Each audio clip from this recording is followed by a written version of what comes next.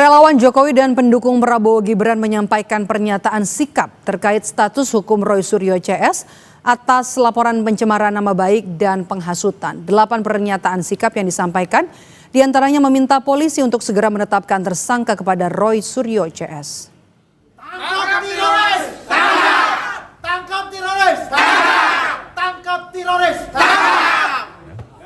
8 pernyataan sikap relawan dan pendukung Prabowo Gibran disampaikan Wakil Ketua Umum Jokowi Mania Andi Azwan. Dari 8 pernyataan sikap diantaranya meminta aparat penegak hukum bertindak tegas dalam menyelidiki kasus Roy Suryo CS. Relawan juga mendesak Polda Metro Jaya untuk menetapkan status hukum kepada Roy Suryo CS.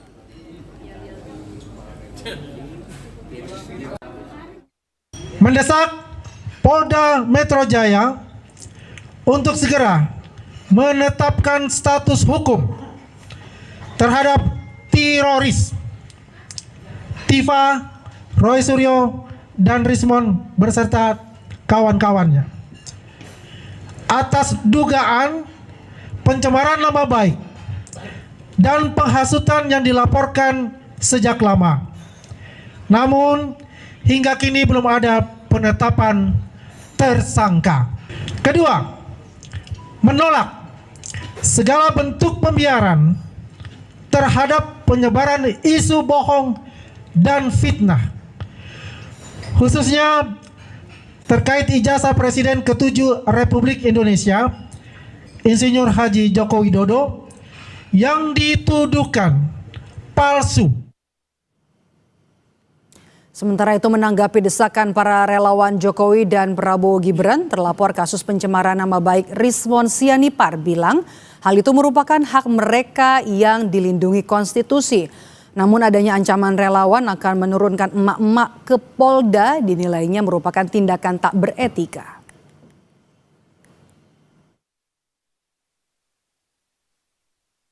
Itu merupakan hak mereka untuk berbicara, itu dijamin oleh konstitusi kita, tetapi dengan cara mengerahkan 500 emak-emak ke Polda Metro Jaya untuk mengintimidasi Polda Metro Jaya agar secepatnya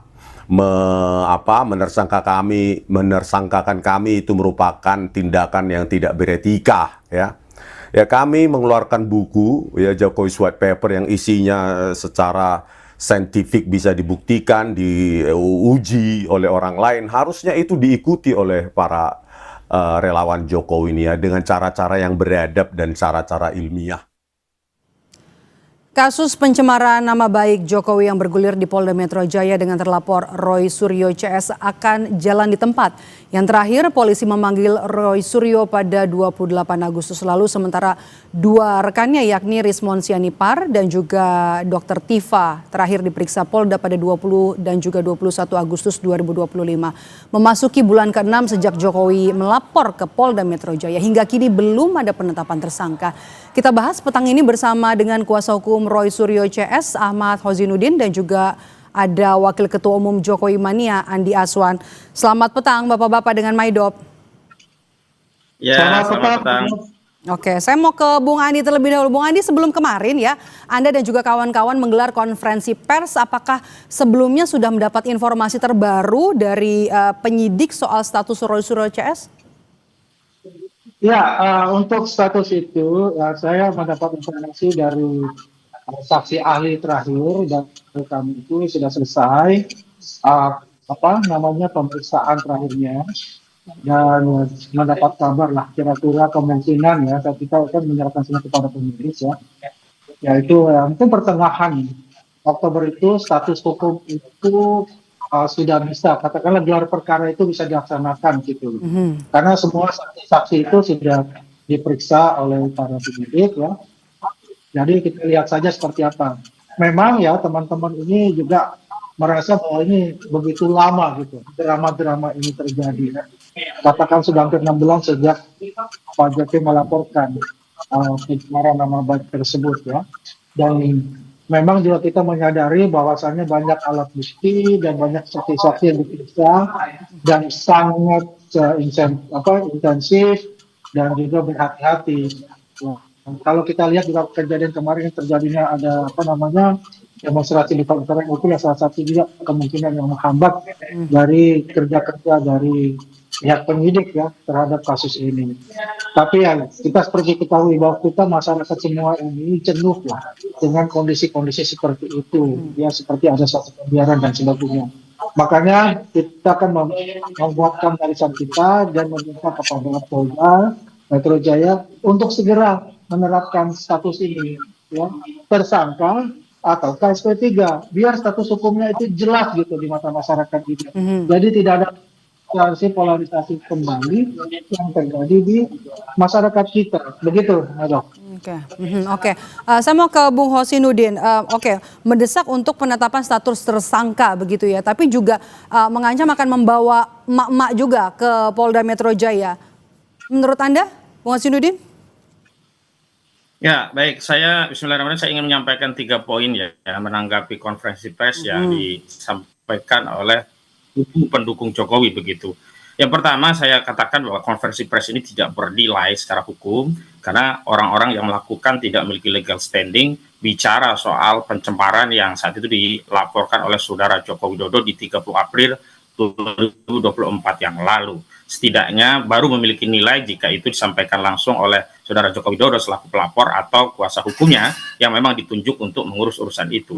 Adapun hal-hal yang lain yang dilaporkan misalkan oleh Peradi Bersatu yang dulu melaporkan juga klien kami yang kemudian terbukti bukan Peradi Bersatu, ya nilai cumanan ini tidak dalam konteks pencemaran. Jadi tuntutan terkait pencemaran itu tentu saja tidak memiliki bobot hukum karena bukan disampaikan oleh pihak yang melaporkan yang punya kewenangan langsung apakah dirinya merasa direndahkan serendah-rendahnya, dihinakan sehina-hinanya karena disebut ijazahnya palsu.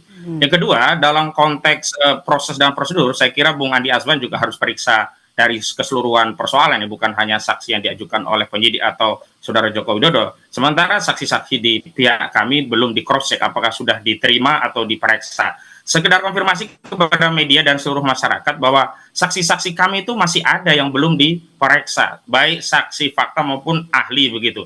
Ahli yang kami sodorkan itu baru yang diperiksa adalah dari Aji ya, Mas Lukas Luarso, yang kemudian kami juga jadwalkan ulang ahli dari media begitu terkait jurnalistik, Bambang ya, Mas Bambang Harimurti dari Tempo yang pernah menjadi wartawan Tempo maksud saya, wartawan senior untuk menjelaskan dan pernah dijadwal tapi karena peristiwa 25 Agustus yang lalu sempat tertunda dan sampai hari ini belum ada jadwal. Kemudian pemeriksaan Rismon Sianipar yang tadi di 21 Agustus yang lalu juga sudah mengajukan permohonan dan sudah diterima oleh penyidik untuk menghadirkan ahli dalam proses penyidikan. Setidaknya pertama ahli pidana ada 2 orang yang telah dipersiapkan, yang kedua ahli linguistik forensik yang sudah kami siapkan, dan yang ketiga ahli ITE. Ini berkaitan dengan pasal-pasal yang dituduhkan dan perlu juga tafsiran tentang unsur-unsur pasal itu dari pihak kami. Dan sampai hari ini belum ada panggilan lanjutan, sehingga sangat kesusu ya kalau orang Jawa bilang, ini terburu-buru begitu ya. Prematur sekali tuntutan untuk meningkatkan status orang yang apalagi kita harus menghormati asas praduga tak bersalah. Ini seolah-olah kawan-kawan ini mau mendahului penyidik padahal proses dan prosedur serta tahapan dalam pemeriksaan penyidikan itu belum selesai. Nah, poin yang ketiga yang paling penting adalah setelah klien kami Roy Suryo bersama tim mendapatkan salinan resmi ijazah fotokopi yang dilegalisir yang berasal dari KPU yang itu milik saudara Joko Widodo, itu justru makin menguatkan bahwa penelitian yang dilakukan oleh Rismon Sianipar dan Roy Suryo itu pada objek yang sama. Karena ijazah yang resmi diberikan KPU kepada Roy Suryo dan timnya itu ternyata fisiknya sama atau identik dengan ijazah yang selama ini sudah diteliti atau setidaknya sama dengan apa yang diupload oleh Dian Sandi yang diklaim sebagai ijazah asli saudara Joko Widodo yang belakangan dia mencabut klaimnya. Dan ini juga menjadi konfirmasi bahwa ternyata masalah ijazah palsu ini semestinya menjadi temuan baru untuk bisa membuka kembali aduan tentang dugaan ijazah palsu di Barreskrim Mabes Polri, sehingga temuan baru ini bisa berkonsekuensi 2 hal. Pertama, saya setuju tadi Bung Andi Azwan, bisa saja ini bisa menyebabkan SP3 atau surat perintah penghentian penyidikan di kasus Polda, tetapi sekaligus bisa membuka kembali tuduhan ijazah palsu yang sudah dilaporkan di Barreskrim Mabes Polri, sehingga masalah ijazah palsu ini bisa diungkap kembali. Tapi kuncinya satu, tinggal menunggu ijazah asli yang diklaim dimiliki oleh saudara Jokowi ditunjukkan untuk dicocokkan sehingga menjadi clear bagi segenap anak bangsa apakah kita benar-benar pernah dipimpin oleh seorang presiden 2 periode dengan ijazah palsu. Begitu. Kita sudah dapat poinnya. Bung Andi, respons Anda ini kemudian tadi prematur dikatakan terburu-buru dan masih banyak saksi yang belum diperiksa dari kubu Roy Suryo CS. Ya, itu kan pendapat dari ahli hukumnya, pengacara yang sah-sah saja untuk bisa membela kliennya. Yang jelas apa yang kita ketahui ya, kita juga mempunyai hak untuk meminta bagaimana sih perkembangan dari status ini. Kalau dia katakan ada novum baru mana, mereka sendiri tidak melihat ya, ijazah asli dari beliau seperti apa.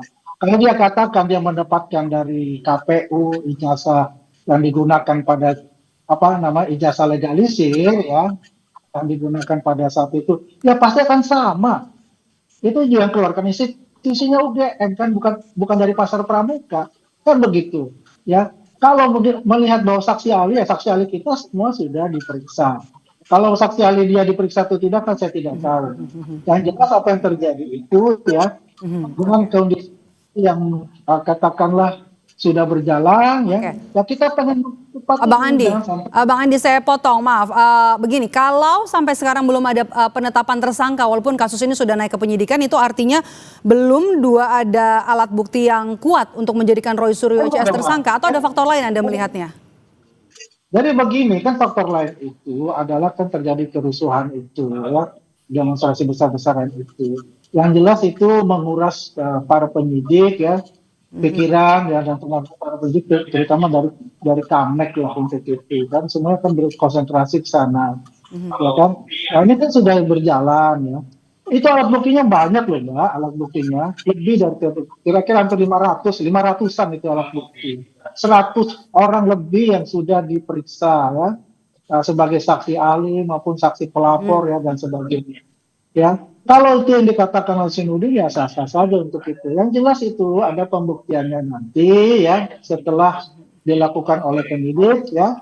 Gelar perkara itu yang kita tunggu-tunggu. Kapan ini gelar perkara ya kan? Kalau gelar perkara sudah dilaksanakan kita sudah jelas tuh ya gimana hukumnya. Dan juga kalau kita katakan bahwasannya tidak punya legal standing, ini kan selalu dikatakan legal standing. Oke. Di dalam kita. Oke, kita sudah dapat poinnya, Bung Hosinuddin.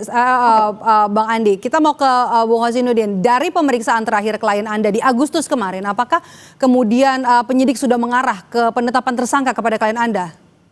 Oh, masih jauh ya. Pokok persoalannya itu adalah bahwa saat klien kami diperiksa dan minta ditunjukkan ijazah yang konon sudah disita oleh Polda Metro Jaya, penyidik tidak bisa menunjukkan itu, dan konon kata penyidik itu diperiksa ulang di Bareskrim Mabes Polri. Nah, dalam kesempatan ini saya ingin tegaskan begini, klien kami tadinya berpikir bahwa ijazah yang dipegang Jokowi itu berbeda, sehingga ada kemungkinan kesalahan analisa atau kesimpulan baik dengan level analisis ya, level error analysis, ataupun dengan pendekatan digital forensik yang dilakukan oleh Rismond Sianipar dan Roy Suryo. Tetapi begitu kami mendapatkan dokumen dari KPU yang dilegalisir yang fisiknya ternyata sama seperti yang diunggah Dian Sandi, maka klien kami tambah ya yakin dengan kesimpulan memang ijazah ini bermasalah. Sekarang tinggal kita tunggu ya sikap negarawan, keberanian Saudara Joko Widodo untuk menunjukkan ijazahnya. Kalau ijazah itu ternyata sama dengan yang dilegalisir, walaupun secara substansi kami meyakini sama, tapi secara formil kan kita memang harus melihat ijazah yang dipegang Jokowi langsung.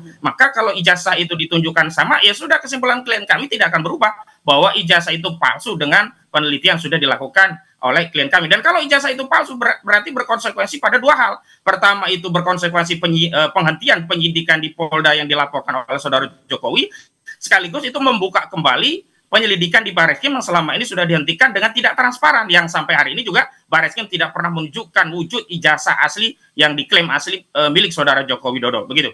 Oke, baik, terima kasih Ahmad Hosinuddin, pengacara Roy Suryo, dan juga Andi Aswan, Wakil Ketua Umum Jokowi Mania, sudah bergabung bersama kami di Kompas Petang. Terima kasih Bapak-Bapak. Baik, sama-sama, terima kasih kembali.